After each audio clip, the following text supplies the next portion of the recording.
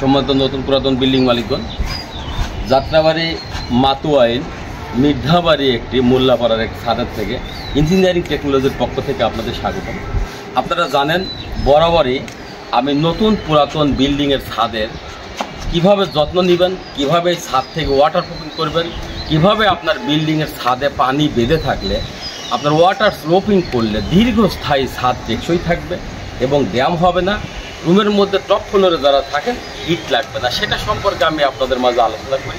তো আজ তার ধারাবাহিকতায় আমি আসছি আমাদের ইঞ্জিনিয়ারিং টেকনোলজি বিডি পরিচালিত একটি আমাদের অত্যন্ত সুদক্ষ টেকনিশিয়ান দ্বারা পরিচালিত মাতুয়াইলের এই বিল্ডিংয়ের ছাদে।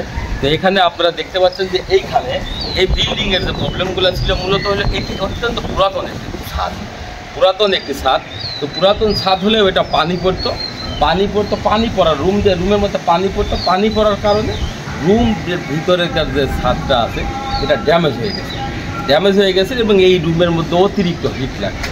তো সেভাবেই তার ধারাবাহিকতা ইঞ্জিনিয়ারিং টেকনোলজি বিডি অত্যন্ত সুদক্ষ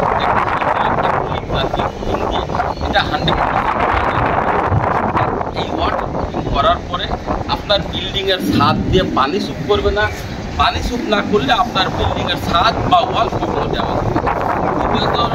এটা হলো ওয়াটার অর্থাৎ যে সমস্ত বিল্ডিংয়ের ছাদে পানি বেঁধে থাকে বা ভিজা স্যাঁতসেঁতে থাকে, সেই সমস্ত বিল্ডিংয়ের ছাদ থেকে যেন দ্রুত পানিটা নেমে যায় তার জন্য ব্যবস্থা করা। আর এটা আমরা ব্যবস্থা করি 4টা কেমিক্যাল একসঙ্গে করে রাবার বানিয়ে এটাকে আমরা মিনিমাম 2 কোট, উপরে 3 কোট, 4 কোট, 5 কোট পর্যন্ত হয়ে থাকে। আর এইটা থিকনেস করে আমরা ব্যবহার করার কারণ হলো নিচের যে ওয়াটার প্রুফিং কেমিক্যালটা আছে এই ওয়াটার প্রুফিংকে প্রোটেকশন দেওয়া এবং ছাদ ওয়াটার স্লোপিং করা, অর্থাৎ ছাদ থেকে যেন পানিটা রুমের ছাদ থেকে নেমে যায় তার জন্য দ্রুত ব্যবস্থা করা।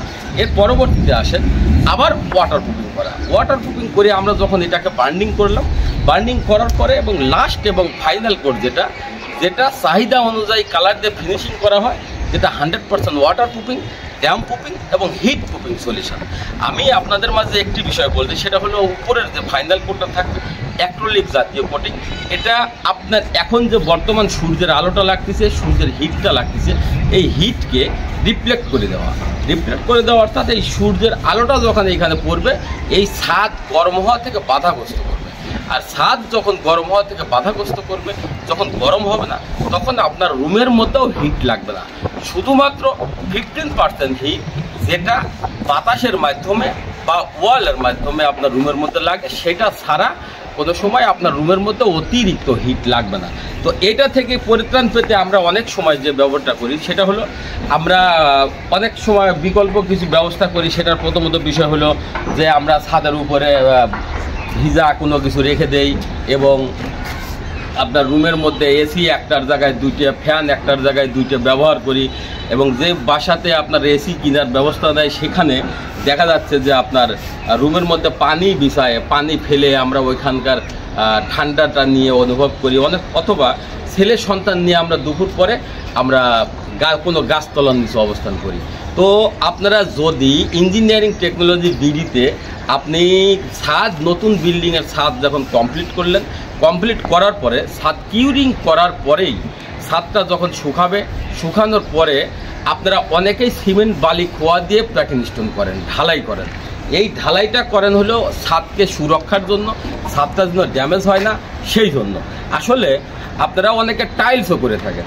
আবার বিগত দিনে বাধ্যতা আমলে যেটা ছিল চুন, সুরকি, সিমেন্ট বালি খোয়া দিয়ে আপনারা জলছাদ করছেন। তো আমি আপনাদের যে বিষয়টা বলছি, ছাদের উপরে আপনার চুন, সুরকি, সিমেন্ট বালি খোয়া দিয়ে যে জলছাদ এবং সিমেন্ট বালি খোয়া দিয়ে যে প্যাকিং স্টোন, অর্থাৎ আপনার যে আধুনিকতার ছোঁয়ায় অনেকে আপনার শখ করে টাইলস করেন, এইগুলা জলছাদ বা ছাদ সুরক্ষার জন্য কোনো সমাধান না।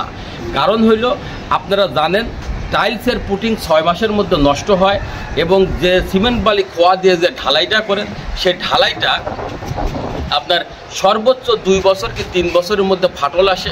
এই ফাটল দিয়ে পানি প্রবেশ করে এবং আপনার যে ইয়েটা আছে আপনার টাইলসটা আছে, টাইলসের পুটিং দিয়েও আপনার ছাদের মধ্যে পানি প্রবেশ করে। আর চুন সুরকিতে যে ছাদটা করেন সেটা দিয়েও পানি অলরেডি আপনার নতুন অবস্থা থেকে ওটা দিকে পানি প্রবেশ করার কারণে আপনার বিল্ডিংয়ের ছাদ ড্যামেজ করে দিচ্ছে। আর আরেকটা জিনিস হলো ইঞ্জিনিয়ারিং টেকনোলজি বিডি ইউটিউব চ্যানেলে যাবেন, ইঞ্জিনিয়ারিং টেকনোলজি বিডি পেজে যাবেন, সেখানে দেখবেন নতুন বিল্ডিংয়ের ছাদে যারা টাইলস করেছেন সেই টাইলস অ্যাভেলেবল বিল্ডিংয়ের ছাদ থেকে আমরা টাইলস উঠিয়ে আমাদের এই প্রযুক্তিতে ওয়াটার প্রুফিং সলিউশন করে দিয়েছি, হিট প্রুফিং সলিউশন করে দিয়েছি। নতুন বিল্ডিংয়ের ছাদেও যারা ঢালাই করেছেন তারাও আমার কাছে কল দিয়ে জিজ্ঞেস করেন যে স্যার আমার বিল্ডিংয়ের ছাদ নতুন, তারপরেও আমি সিমেন্ট বালি খোয়া দিয়ে ঢালাই করেছি, ঢালাই করার পরেও আমার বিল্ডিংয়ের পানি চুপ করতেছে, এটার সমাধান কী? তাদের উদ্দেশ্যও বলছি, সেগুলোও আমরা উঠিয়ে আমাদের এই প্রযুক্তিতে সমাধান করে দিয়েছি। আমাদের পেজে সে ধরনের নাম্বার আছে, ইউটিউব চ্যানেলে সেই ধরনের ভিডিও দেওয়া আছে, আপনারা দেখতে পারবেন। এবং এই নতুন ভিডিও বা নতুন পুরাতন বিল্ডিংয়ের ছাদের কিভাবে ওয়াটার প্রুফিং করলে 30 বছর গ্যারান্টি থাকবে, কিভাবে আপনার ড্যাম প্রুফিং করলে 30 বছর গ্যারান্টি থাকবে, কিভাবে আপনার এটা জলসাদ করলে আধুনিক প্রযুক্তিতে আমাদের এটা 9টা লেয়ারে জলসাদ করলে এটা 30 থেকে 40 বছর টেকসই থাকবে, আপনার কিভাবে এই কাজটা করে নিলে আপনার বিল্ডিংয়ে টোটালি রং নষ্ট হবে না, আপনার রুম ছাদের প্লাস্টার ঝরে পড়বে না, রুমের মধ্যে হিট লাগবে না, এই ধরনের ভিডিও আমাদের ইউটিউব চ্যানেলে ইঞ্জিনিয়ারিং টেকনোলজি বিডিতে অ্যাভেলেবল আছে। সেটা আপনারা দেখার জন্য অবশ্যই ইঞ্জিনিয়ারিং টেকনোলজি বিডি বেশি লাইক কমেন্ট শেয়ার করবেন এবং সাবস্ক্রাইব করবেন। আর পরিশেষে আমি আপনাদের আরেকটি জিনিস বলি, সেটা হলো যদি কারো এই ধরনের সমস্যা বা কোনো বিল্ডিং সংক্রান্ত বিষয়ে জানার বা আপনার কাজের কোনো পরামর্শের জন্য আগ্রহ থাকে তাহলে অবশ্যই যোগাযোগ করবেন ইঞ্জিনিয়ারিং টেকনোলজি বিডি, মোবাইল 01712223213, 01713740034।